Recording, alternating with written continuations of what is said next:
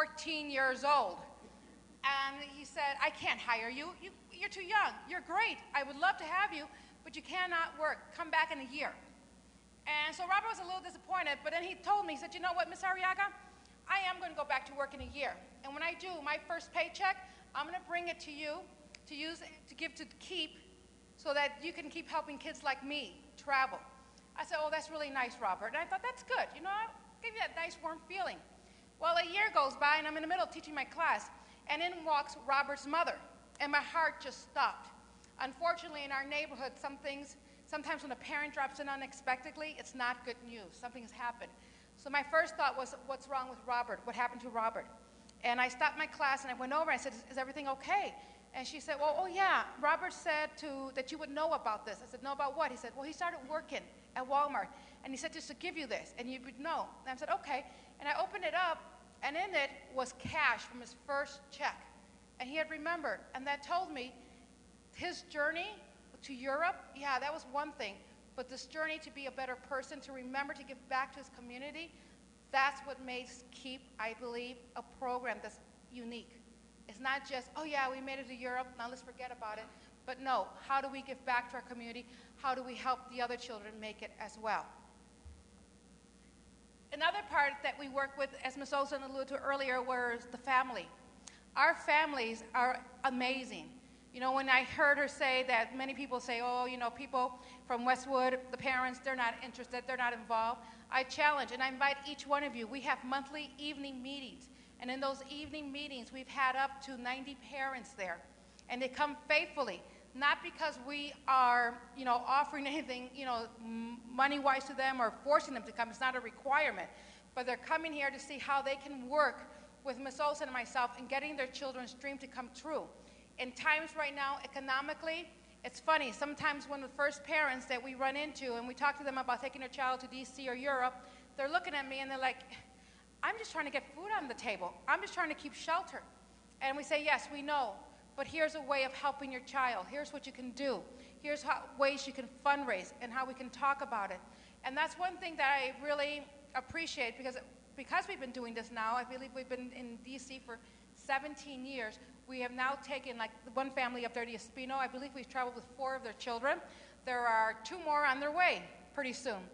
But it becomes a family affair. It becomes a community. On Sunday mornings, we have worked the Broncos game. And if you've ever been to the Broncos game, you know those games are kind of cold some days, especially in the winter. But our families are there supporting their kids working 8 hours.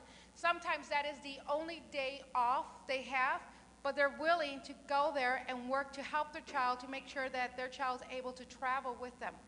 We have families who will, like Ms. Olson says, will call us when there's a problem. They're asking for advice. We've established a relationship, which I think for me especially, is probably the most gratifying thing as a teacher. To know that these parents, you know, I could count on them and they could count on us, and we know that we're there for each other, and they know that it encourages them to make the school an open door for them. Sometimes they're afraid to come into the school because they've had bad experience, but this KEEP programs allows them to come in and say, hey, we're here to work with you. We're here to help you. We're here, you know, help me with my child. Let me help you with your kids. So I'm going to introduce you to Ms. Olson. And now I'd like you to hear,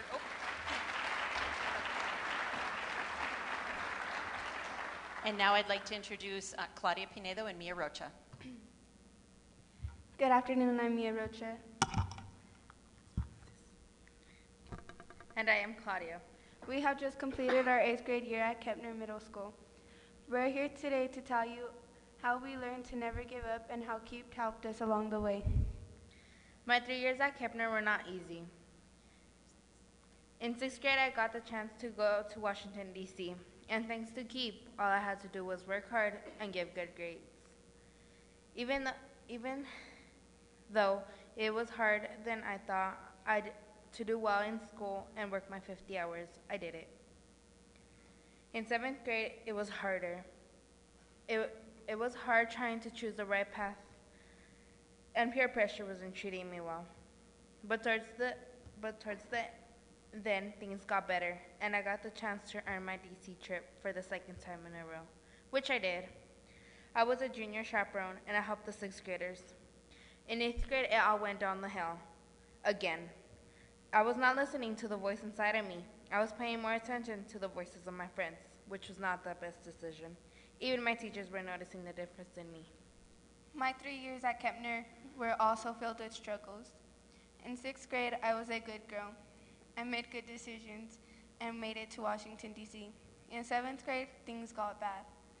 I started making some bad choices and got into a fight with one of my best friends. Now, before you think that KEEP has brought 2 middle school failures to speak to you, you should know that there's a turning point to our story. We hope you learn from our stories. Around the time I started making bad decisions, I had 4 different teachers and the principal himself come speak to me and tell me about what I was doing. Finally, I started to realize I wasn't who I wanted to be. I had the dream of traveling to Europe, but I knew that unless I changed, there was no way I was going to make that dream a reality. I realized I had given up on myself. Along with the help of teachers, I got back on track and started making better choices. It has not been easy. Being a middle school student is a tough job. But thanks to the people who cared and never gave up on me and were not afraid to tell me the truth, even when I didn't want to hear it, I have stood in the same spot where Martin Luther King Jr. gave his speech.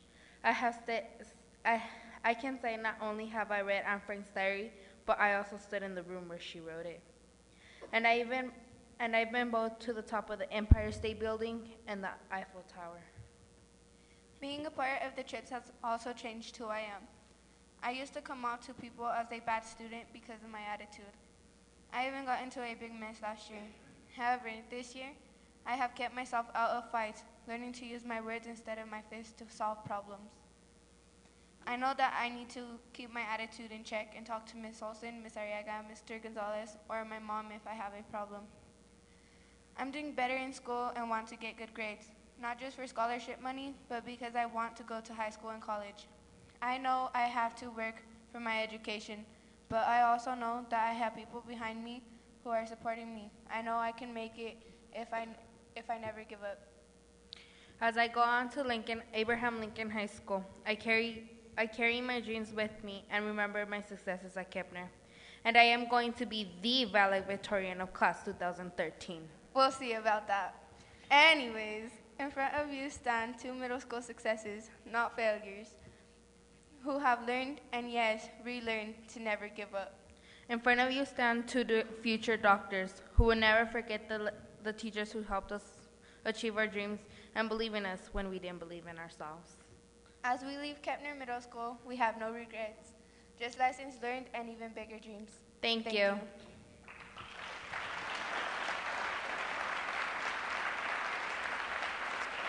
And now I'd like to introduce Kenneth. Kenneth is the only boy brave enough to come and speak to people. So next slide, Katya. The other slide was of Katya and Mia in their 6th grade year too, but here's Kenneth. Hi. My name is Kenneth Perez. I will be a 9th grader in John F. Kennedy High School next year. What KEEP means to me is to be ahead of everyone else, to be a top student, to be very responsible.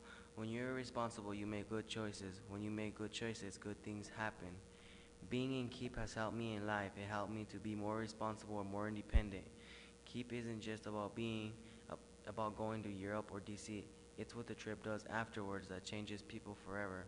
It's a life lesson, and we learn about what the world is like outside of school and what our future can be. In the beginning of 8th grade, I had forgotten all I learned with KEEP. I wasn't sure where I wanted to go in life, so I cut class to be with my friends. I thought my friends were more important at the time, but when I had to face the consequences of my actions, I had to face them alone without my friends.